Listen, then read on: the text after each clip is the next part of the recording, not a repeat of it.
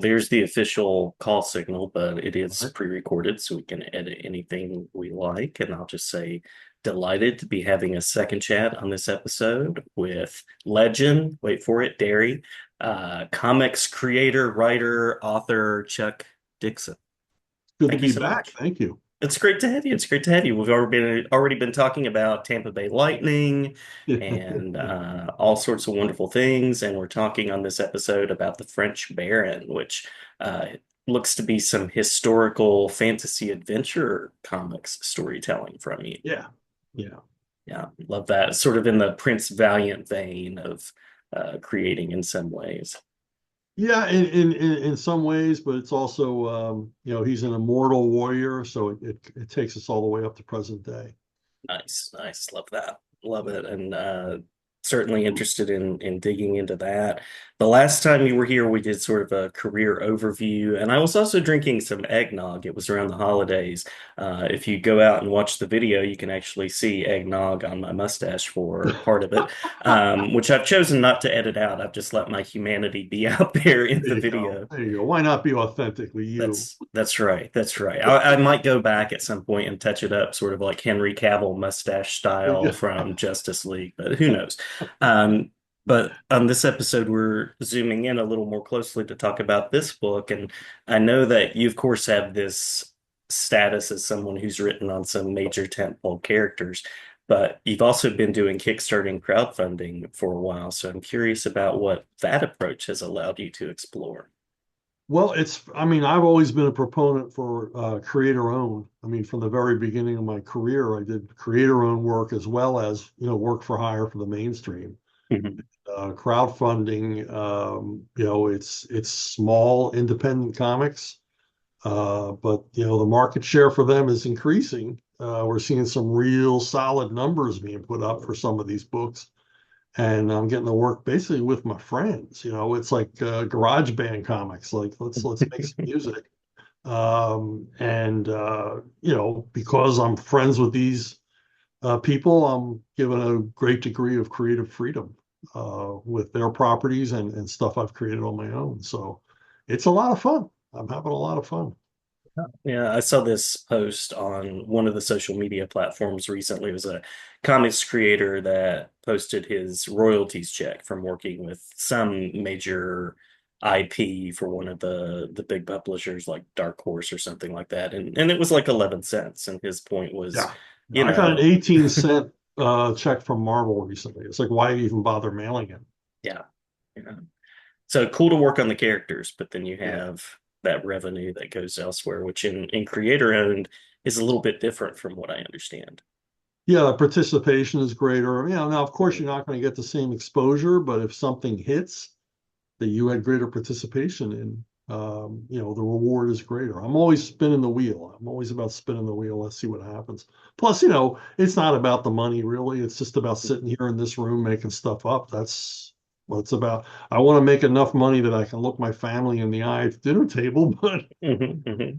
mostly it's just interesting work. The crowdfunding gives me some very interesting challenges, and I'm enjoying it all. Yeah. I imagine as a creative person, you run into the desire to try something new, to expand your horizons. So it sounds like that's a great space for that kind of work as well. Yeah, because when you work for the major publishers and you have an idea on things like formatting and things like they're not, it's very hard to get listened to. Mhm. But if you're dealing with like the guy who runs the company, the guy who is literally packing the boxes to be mailed out, then he's more willing to listen when you have an idea about marketing or format or things like that. Yeah. What inspired you to take on this story, the French Baron, the world of immortal warriors and fantasy storytelling? Well, I was introduced by a mutual friend to a guy named Jean-Francois Cabier, who you might guess is French. And he is also actually a baron. He has a title, but he's a player in international film, and we hit it off. He liked a lot of my intellectual properties, and so we just started thinking of what could we do together. And he Mhm. came up with this idea for the French Baron, and he brought along Vince Shade, who is our artist. And Vince is not from comics; he's from the world of film. and he got real excited about this project. So we just sort of put it together. A French Baron comic inspired by a real French Baron. Love it. And I love the connection to film too. Of course, film and comics and media all live in my head in a very similar space. And now I'm curious about how one becomes a baron. This is a new life goal. Like, how does one do that? I wonder. He, Um, he just inherited it. They were oh, nice. I forget where the when the baroncy began, but it was back like in the 1300s. And I forget which Louis made his ancestor a baron, but he's the oldest son, and so he gets the title. There's the film Intolerable Cruelty, where they call a baron to the witness stand, and George Clooney's first question is, "So what do you do as a baron?" And the guy says, "Silly man, I'm a baron. That's what I do." Um, but it sounds like talking about the Louis and the aristocracy. I imagine there was a research process that went into this book writing as well. So I'm curious about that. Well, yeah, I mean, when you're doing something that takes place over a great span of time, you just sort of, the temptation is to visit periods you already know about.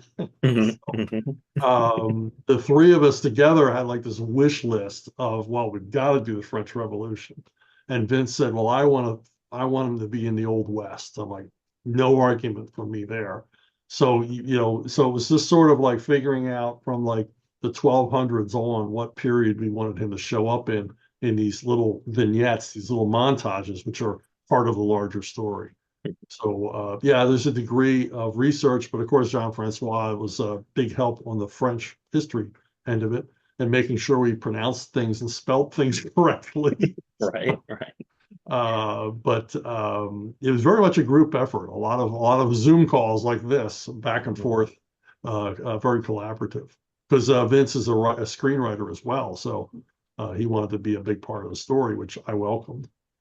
Yeah, yeah. I was going to say the creative space of it, the creator-owned space, certainly allows for creativity and collaboration. So it sounds like it was a very integral process between the three of you. And what would you say would be the ingredients of making a successful collaboration like that? Well, I mean, everybody's got to be in agreement about what to do, and my big thing is that everybody has to be earnest. Mhm. You don't want somebody in your collaborative team who's the equivalent of the kid who sat in the back of the classroom making fun of the teacher. So you want which I'm sure I you know know that exactly what I'm student. talking about. Yes, The yes. kid you can't reach, he's Uh-huh. not into it, so you want to make sure everybody's into it and equally earnest, and we all are. So, there's nobody, shooting inside the tent while we're trying to work. And that's the biggest thing, is that approach. It's interesting to me that at a creative level, someone would even sign on for a project that they would then kind of sit around and take shots at. But I can see that. I can see that part of Yeah, human nature. some people take not many, I haven't run into it often, but you have people that take the job for the wrong reason, either the money Mhm. or it's a career move. It's just something I never think about. Is the work interesting? That's what I think about first. Yeah, yeah. As somebody that's created for a while, that's been telling stories for a while, what are you hoping that people notice about this particular project that maybe they take with them from reading it? Um, well, it's kind of it's unusual for me in that it's a bit of a mystical, spiritual journey for this character because of the origins of his immortality, Mhm. and he has to learn more about himself. And then we deal with a lot of the stuff that comes along with an immortal character, which I find fascinating. I mean, how bored would you be after 200 years? Yeah. I've literally seen it all. I'm tired of it all. And how do you engage in life? And of course, there's elements in the story that, bring him to engage, to, not just withdraw into himself, but to constantly engage in history, instead of just being a observer walking through. Yeah, yeah. May I ask, is spirituality and kind of that spiritual path something that's important to you? Yeah, I think it should be important to all of us to be a complete person. You've got to think Agreed. about, the world outside of yourself, outside of your experience. Mhm. Why are we here? What's this all about? What's my purpose in life? Yeah. So, I mean, I'm lucky that I was given a purpose early on to make comic books. I mean, it's obviously what I was meant to do because I'm not good at anything else. I wasn't given any other gifts. It's like, hey, you're really good at playing the violin. No, no. Yeah. As Socrates said, the unexamined life is not worth living. Absolutely. Absolutely. I don't know, I think it leads to it leads to depression and disappointment and things like that if you're Mhm. not thinking about, you know, thinking about it all and your place in it. Yeah, agreed. Agreed. Um, And I also love we're talking about comics, which one of the big themes that I talk about is the fact that, comics are sort of an underappreciated or maybe underestimated medium, but you have this ability to talk about a person's quest and journey and deal with some of these questions because at the heart it's a story, and that's what we're Yeah. interested in as people.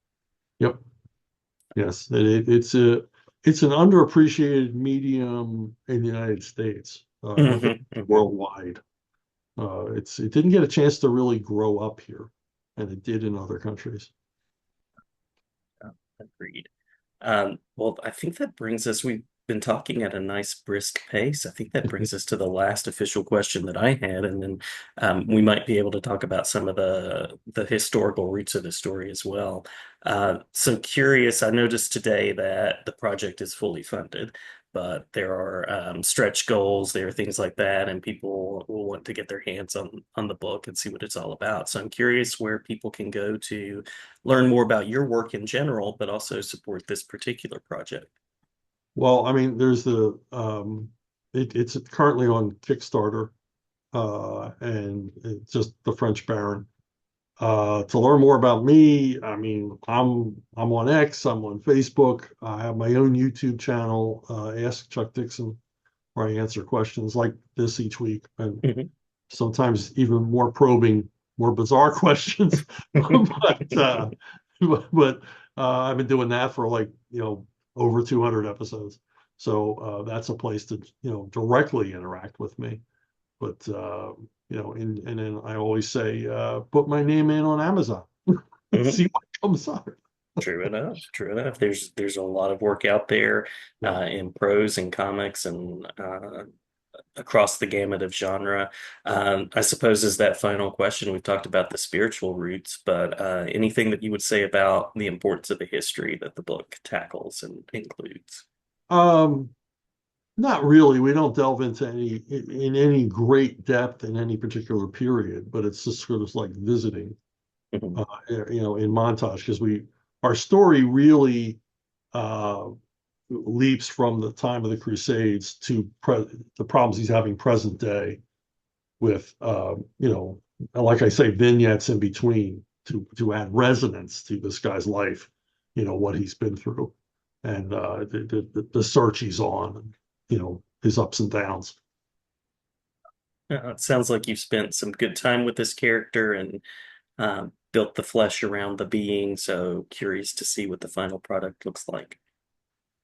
Yeah, well, it's still in process. I'm always curious when I'm doing a comic, what's it going to look like at the end? But Vince is doing as you can see, a beautiful job on the images. So we're in good shape.